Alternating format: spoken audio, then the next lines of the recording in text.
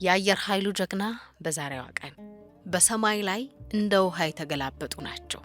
በሰማይ ላይ የጠላት ጦር አውሮፕላንን ዶግ አመድ ያደረጉ ናቸው። ድፍረትና ጀግንነት ብቻ ሳይሆን ቅጽበት የወለደው የብልሃት ፈጣሪ ናቸው። ከ9 ዓመታት በፊት በዚህ ሳምንት ልክ በዛሬዋ ቀን መስከረም 25 ቀን 2009 ዓ.ም ከዚህ ዓለም በሞት የተለዩት ብርጋዴር ጀነራል ለገሰ ተፈራ የዚህ ሳምንት ክስተት ናቸውና ገድላቸውን እናስታውሳለን። ለገሰ ተፈራ በ1934 ዓ.ም ከአቶ ተፈራ ወልደስላሴና ከወይዘሮ ተናኘ ተክለወልድ ለቤተሰቡ የበኩር ልጅ ሆኖ አዲስ አበባ ከተማ ውስጥ ተወለደ። ሕፃኑ ለገሰ እድሜው ለትምህርት ሲደርስ በአካባቢው ወደ ነበሩት የኔታ ቸርነት የተባሉ መምህር ዘንድ እየሄደ የቄስ ትምህርት ተምሯል። የአንደኛ ደረጃና የሁለተኛ ደረጃ ትምህርቱን ደግሞ በደጃዝማች ወንዲራድና በኮከበ ጽባህ ቀዳማዊ ኃይለ ሥላሴ ትምህርት ቤቶች ተከታትሏል። ለገሰ ሐረር የጦር አካዳሚ እንዲገባ የተደረገው በንጉሠ ነገሥቱና በሌተናል ጀነራል አብይ አበበ ምርጫና ምክረ ሐሳብ ነበር። የተቀላቀለው አካዳሚ በልዩ ባለሙያዎች የተዋቀረና የተደራጀ የላቀ ወታደራዊ መቅሰሚያ ማዕከል ነበር። የመከላከያ ሚኒስቴር አየር ኃይል ለበረራ የሚቀበላቸው ውጭ መኮንኖች በቂ የሆነ የወታደራዊ ስልጠና ያገኙ መሆን አለባቸው የሚል መመሪያ ወጣ።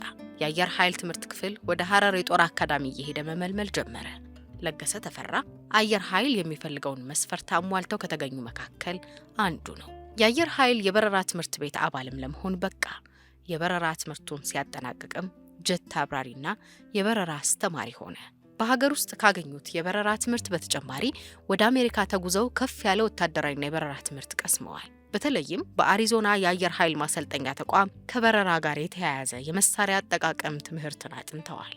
በ1962 ዓ.ም በመፈንቅለ መንግስት ስልጣን የጨበጠው የሶማሊያው መሪ ሜጀር ጀነራል መሐመድ ዚያድ ባሬ ቀኝ ገዢ ኃይሎችና የሶማሊያ ቀድሞ መሪዎች ያስተጋቡት የነበረውን ታላቋ ሶማሊያን የመፍጠር ህልም ለማሳካት ጦሩን ሲያደራጅ ቆይቶ ኢትዮጵያን ወረረ። በዚህ ወቅት ብርጋዴር ጀነራል ለገሰ ተፈራ የ9ኛው ስኳድሮን አባል ሆነው ተሰለፉ። ሐምሌ 14 ቀን 1969 ዓ.ም የአየር ለአየር ውጊያ ተጀመረ። የሶማሊያ ጦር የኢትዮጵያን የሲቪል አውሮፕላን መትቶ ጣለ። ይህ እንደተሰማም ኮሎኔል በዛብህ ጴጥሮስና ኮሎኔል መንግስቱ ካሳይ ወደ ቦታው በረሩ። 2 የሶማሊያ ሚግ 21 የጦር አውሮፕላኖች ተመሳሳይ ጥፋት ለማድረስ በኢትዮጵያ የአየር ክልል ውስጥ እየበረሩ አገኟቸው። ኮሎኔል በዛብህና ኮሎኔል መንግስቱ ውጊያ ለመግጠም ፊታቸውን አዞሩ። ኮሎኔል በዛብህ ቀረብ ብሎ በታያቸው የሶማሊያ ጦር አውሮፕላን ላይ ሲተኩሱበት አውሮፕላኑ ለሁለት ተገምሶ ወደቀ። ኮሎኔል መንግስቱ ደግሞ ወደ ሌላኛው የሶማሊያ የጦር አውሮፕላን ለመተኮስ ሲዘጋጁ የሶማሊያው ፓይለት ፊቱን አዙሮ ሸመጠጠ። ኮሎኔል መንግስቱና ሶማሊያዊው ፓይለት የያዟቸው የጦር አውሮፕላኖች በፍጥነትም ሆነ በጉልበት ስለማይመጣጠኑ ወራሪው ፈርጥጦ ነፍሱን አተረፈ። ኮሎኔል በዛብህ ጴጥሮስና ኮሎኔል መንግስቱ ካሳይ በድል አድራጊነት ተመለሱ። በአየር ለአየር ውጊያ የጦር አውሮፕላኗን ያጣችው ሶማሊያ ለበቀል እርምጃ 3 ሚግ 21 አውሮፕላኖችን አሰማራች። አውሮፕላኖቹ የሶማሊያን የአየር ክልል ሳያልፉ የኢትዮጵያ የራዳር ሰራተኞች ስላዩአቸው ትዕዛዝ መጣ። ለብርጋዴር ጀነራል ለገሰ ተፈራ ተነገራቸው። ኮሎኔል ባጫ ሁንዴና መቶ አለቃ አፈወርቅ ኪዳኑ አብረዋቸው ተመደቡ። ብርጋዴር ጀነራል ለገሰ ለባልደረቦቻቸው 3 ሚጎች ናቸው፣ ታዲያ እንግዲህ አንዳንድ ይድረሱና አሉ በቀልድ መልክ። 3ቱም ጀግኖች ወደ ኤፍ5 የጦር አውሮፕላኖች ገቡ። ተንደርድረው ወደ ሰማይ ተፈተለኩ። የራዳር ሰራተኞች የጠላት አውሮፕላኖች የት እንዳሉና በምን ያህል ከፍታ እንደሚበሩ ለብርጋዴር ጀነራል ለገሰ አስታወቁ። ብርጋዴር ጀነራል ለገሰ ደግሞ መረጃውን ለባልደረቦቻቸው ገለጹ። ከላይ ወደ ታች ለማጥቃት በማሰብ ከጠላት አውሮፕላኖች በላይ ከፍ ብለው መብረር ጀመሩ። የጠላት አውሮፕላኖች በመሳሪያቸው የኢላማ ወሰን ውስጥ ሲገቡ ብርጋዴር ጀነራል ለገሰ ሰንጥቀው ዳይቭ አድርገው ገቡ። የሶማሊያ ፓይለቶች እንዲህ አይነት እንቅስቃሴ አጋጥሟቸው ስለማያውቅ በጣም ደነገጡ። ብርጋዴር ጀነራል ለገሰ መተኮስ ሲጀምሩ ጎን ለጎን የነበሩት የጠላት አውሮፕላኖች ወደ ግራና ወደ ቀኝ ታጠፉ። ብዙም ሳይቆይ እርስ በርስ ተላተሙና ብትንትናቸው ወጣ። ብርጋዴር ጀነራል ለገሰ ፈገግ ብለው ወደ ባልደረቦቻቸው ሲመለከቱ ኮሎኔል ባጫና መቶ አለቃ አፈወርቅ የተረፈውን የሶማሊያ የጦር አውሮፕላን ሲያባርሩ ተመለከቱ። እርሱም ብዙ ሳይጓዝ ከመሬት ጋር ተላተመ። ብርጋዴር ጀነራል ለገሰም የሰውን መሬትና አየር በግፍ ጥሶ የገባ እኛ ብቻ ሳንሆን ተፈጥሮም ይታገለዋል አሉ። በሁለት ቀናት የአየር ለአየር ውጊያ የዚያድ ባሬዋ ሶማሊያ 4 የጦር አውሮፕላኖቿን አጣች። የሁለቱን ቀናት የሰማይ ላይ ጨዋታ ኢትዮጵያ 4-0 በሆነ ሰፊ ውጤት አሸነፈች። ብርጋዴር ጀነራል ለገሰና ባልደረቦቻቸውም አስደናቂ የጀግንነት ጀብዱ ፈጽመው በድል አድራጊነት ተመለሱ። የሶማሊያ ጦር ኃይሉን አጠናክሮ መጠነ ሰፊ ማጥቃት ዘመቻ ከፍቷል። የኢትዮጵያ ጦር በከፍተኛ ወኔ እየተዋጋ ቢሆንም እርዳታ ካላገኘ ድሬዳዋ በጠላት እጅ መውደቋ ስለማይቀርና አየር ኃይል ድሬዳዋን የማዳን ታሪካዊ ኃላፊነት ስለተጣለበት የአየር ኃይል አባላት ለዘመቻው ተዘጋጁ። በወቅቱ ብርጋዴር ጀነራል ለገሰ ተፈራ የተመደቡት ለአየር በአየር ውጊያ ነበር። የአገር ፍቅር፣ ጀግንነት፣ እልህና ቁጭት የተቀላቀለበት የአየር ላይ ጉዞ ወደ ድሬ ሆነ። ለቦምብ ጣይ አውሮፕላኖች የተመደቡት እነ ብርጋዴር ጀነራል አምሃ ደስታ በኋላ ሜጀር ጀነራልና የአየር ኃይል ዋና አዛዥ በድሬዳዋና አካባቢው ሰፍሮ የነበረውን የሶማሊያን ጦርና ከባድ መሳሪያዎቹን አመድ አደረጉት። አሁን ተራው የነ ብርጋዴር ጀነራል ለገሰ ነው። ከራዳር ሰራተኞች የመጣው መልእክት ደረሳቸው። 2 የሶማሊያ የጦር አውሮፕላኖች እይታቸውና ኢላማቸው ውስጥ ሲገቡላቸው ብርጋዴር ጀነራል ለገሰ በግፍ ስለደፈራችኋት ኢትዮጵያ፣ መቶ አለቃ አፈወርቅ ደግሞ ስለ ድሬ ብለው ሁለቱን የሶማሊያ የጦር አውሮፕላኖች ወደ አመድነት ቀየሯቸው። ሁሉም የአየር ኃይል አባላት የድሬዳዋን እንባ ጠርገው በድል ተመለሱ። ከዚህ በመቀጠል የኢትዮጵያ አየር ኃይል ዋነኛ ትኩረት በሶማሊያ ጦር ከባድ መሳሪያዎችና አየር መቃወሚያዎች ላይ ሆነ። የሶማሊያ ጦር አየር መቃወሚያን ከባድ መሳሪያ ጅግጅጋ አካባቢ የሚገኘው የኢትዮጵያ እግረኛ ጦር እንዳይንቀሳቀስ እንቅፋት ሆኖበታል። የሶማሊያ ጦር አየር መቃወሚያና ከባድ መሳሪያ ጅግጅጋ አካባቢ የሚገኘው የኢትዮጵያ እግረኛ ጦር እንዳይንቀሳቀስ እንቅፋት ሆኖበታል የሚል መልእክት ለብርጋዴር ጀነራል ለገሰ መጣላቸው። ብርጋዴር ጀነራል ለገሰና ብርጋዴር ጀነራል አሸናፊ ገብረ ጻዲቅ ተመድበው ወደ ቦታው ሄዱ። ወዲያው ግን 2 ሚግ 21 የሶማሊያ ጦር አውሮፕላኖች ከሀርጌሳ ወደ መነሳታቸው ለነ ብርጋዴር ጀነራል ለገሰ ተነገራቸው። ሁለቱም በፍጥነት ወደ ላይ በመውጣት የሶማሊያ ጦር አውሮፕላኖችን ኢላማቸው ውስጥ በማስገባት ፋታ ሳይሰጡ አጋዩአቸው። ከዚያች ቀን በኋላ የሶማሊያ ጦር አውሮፕላኖች ፊታቸውን ወደ ኢትዮጵያ አየር ክልል ሳያዞሩ ቀሩ። ጦርነቱ ሲጀመር ሶማሊያ 28 ሚግ 21፣ ኢትዮጵያ ደግሞ 4 F5 ተዋጊ አውሮፕላኖች ነበሯቸው። 2 ሳምንት ባልሞላ ጊዜ ውስጥ ግን ሶማሊያ ከ20 በላይ የጦር አውሮፕላኖችን አታ 4 ብቻ ቀራት።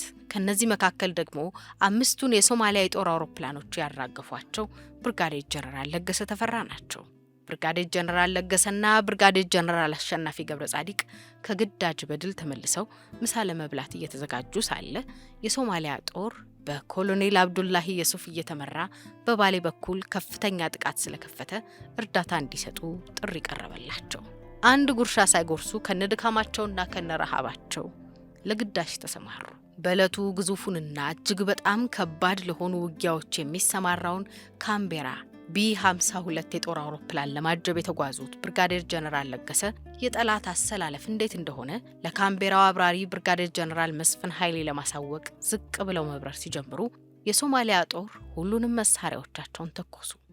ለመጀመሪያ ጊዜ ተሳካላቸው። የብርጋዴር ጀነራል ለገሰ አውሮፕላን ተመታች። ወደ ኋላ ዞሮ ሲመለከቱ ጭስ በጭስ ሆኗል። ጭሱ እርሳቸውን ለመዋጥ እየተሳበ እየመጣ ነው። ኃይለኛ ሙቀትም ተከሰተ። ሁኔታውን ለብርጋዴር ጀነራል አሸናፊ ለመንገር ሬዲዮናቸውን ቢሞክሩም ቢያለ በአደጋ ጊዜ መገናኛ በኩል ግንኙነት ለማድረግ ቢሞክሩም ሳይሳካ ቀረ። ትንሽ ትሂድና ከጠላት እይታ ልዳን ብለው በረራ ቀጠሉ። አውሮፕላኗ ግን ከዳች፣ መውረድ ጀመረች። ፓራሹቱ በደንብ የሚዘረጋበትና የሚሰራበት ተገቢ ከፍታ ላይ እንዳልነበሩ ቢያውቁም አብሮ ላለመቃጠል ሲሉ ዘለሉ።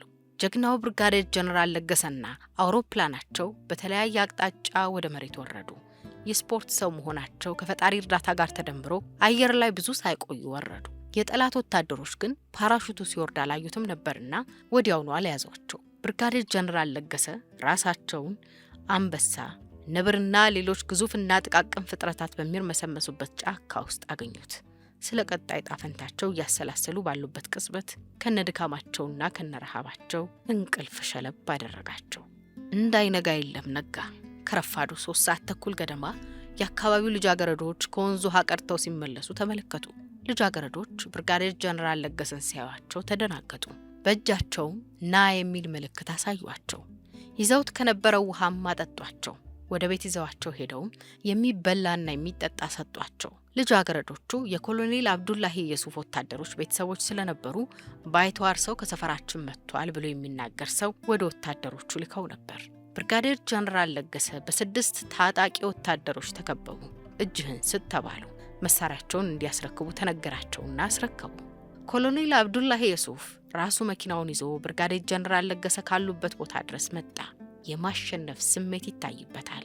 የኢትዮጵያ አየር ኃይል አባላት ሲዋጉ፣ ሲከላከሉና ሲያጠቁ የተለዩ ስለሆኑ ለሶማሊያ ወታደሮች የተነገራቸው እንደ ሰው ሳይሆን ልዩና አዲስ ፍጡር ተደርገው በመሆኑ እነዚያ ብርጋዴር ጀነራል ለገሰን እጅ ወደ ላይ ያሉት ለመንካት ፈርተዋቸው ነበር።